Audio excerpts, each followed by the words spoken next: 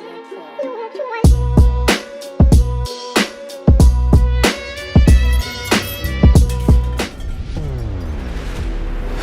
and welcome to another Tuesday edition of Falling Chains. Today we want to talk about dreaming smarter. But listen, I'm gonna be real with you all.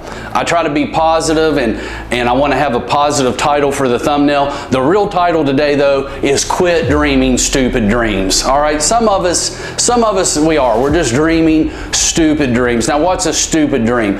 A dream without a work ethic to match it is a stupid dream. Okay, I'm at the gas station the other day, and I know you can't judge people, and I don't know this guy's whole story, but there's still a point to be made here. I'm in the gas station, and the dude at the counter, he's counting out pennies. He's got stacks of 10 pennies lined up, and he comes up with $1. And at this point, I'm not judging the guy. I've been there, right? I've been broke, and I've had to count out my change to buy something. And when the lady checking him out went over to the Powerball machine though to get his lottery ticket, I gotta be honest with y'all, I started judging him at that point. This dude's scraping up his last dollar to buy a lottery ticket, and maybe he wasn't, okay? Maybe this guy's finances are better than mine, but he just likes to take his spare change once in a while and buy a lottery ticket. I don't know the guy's story, but it still makes a good point here. If that was in fact the case, we can imagine that some people would scrape up their last dollar to buy a lottery ticket. That's a bad investment, right? I think we could all agree on that. But some people just have dreams that are so far out of reality that it sounds negative, but I'm going to call them stupid dreams. Now, I want you to imagine, if you would, some of you are parents, I'm a parent, I want you to imagine that your kid comes to you and says, look, Mom, Dad, I want to be a musician, and I want to make videos and do stuff like that for a living. Now, some of us might think that wasn't the smartest dream. I'm talking about Seth right here, my producer. Now Seth, all right, yeah, Seth's gonna wave to everybody. Seth, though, the thing you gotta understand about Seth is a 4.0 student at Cabell Midland High School. Seth, how many instruments do you play?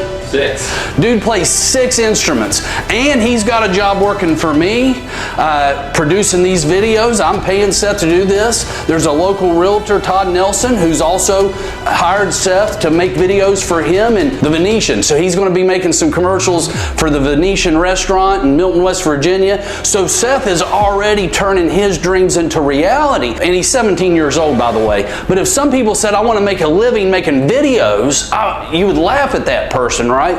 But Seth has a talent, and he has a work ethic that matches the dream. And good dreams are made where talent meets work ethic.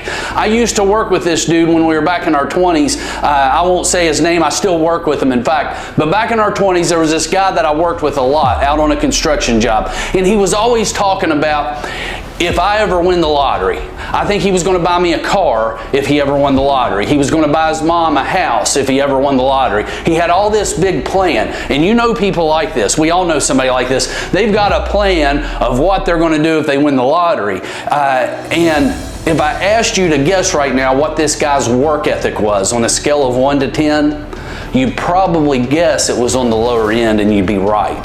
He was not the greatest worker. But now, as we grew up and matured, me and him both, didn't have life all figured out back then either, still don't. But as he grew and he matured, he quit dreaming those silly dreams, and he started dreaming in reality and looking at what was in front of him and the task at hand. And he actually became a really good worker, and he's currently a supervisor at our company.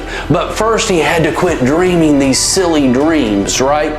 So how do we know if we're dreaming stupid dreams or if we're dreaming smart dreams? All right, I want you to ask yourself 3 questions. First, I want you to ask yourself if it's something that you really want. Now, the point of this video is not to talk about the lottery, but I've got one, just so happens I've got one more lottery story. A few years back, I'm in a gas station, and someone had ordered 2 Powerball tickets, but they didn't have cash on them. They left their wallet at home. So when I walked in, the girl working behind the counter said, hey, I've got 2 extra Powerball tickets.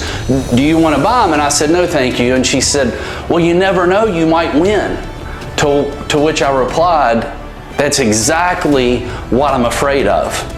I know that I don't want to win the lottery. I don't. I really don't. I do not want to be a multimillionaire. There are problems that come with that. Now, some of you might want to do that, and that's fine. But for me, that's not what I want. My 9-year-old daughter wants to be the next Ariana Grande. She doesn't play 6 instruments like Seth, though, but she's learning to play the piano. She wants to be the next Ariana Grande. Now, as she gets older and realizes and understands about the 16-hour days that you have to put in, and realizes what it means to have cameras pointing at you everywhere you go, I suspect that dream might change, and we'll give her a little bit of slack since she's just 9. But you need to ask yourself first if it's something you really want.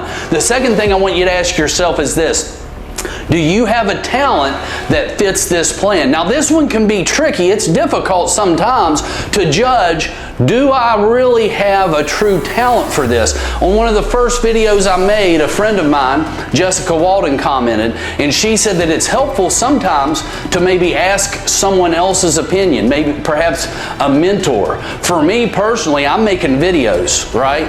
And I go back and I watch these videos after Seth edits them to make sure we don't have any other changes we want to make. I can't tell you that I look at these videos and I just say, wow, man, you're the next Stephen Furtick, right? Or you're the next Eric Thomas. I've just got so much talent. I can't truthfully say that, but my pastor tells me that I need to keep making these videos. He says, man, Scott, you're doing a tremendous job, and you've got a talent for it, and you need to keep doing it. So that helps me to decide whether or not I really truly have a talent for what I'm doing. The people around me and mentors in my life, and Jessica, we thank you for pointing that out.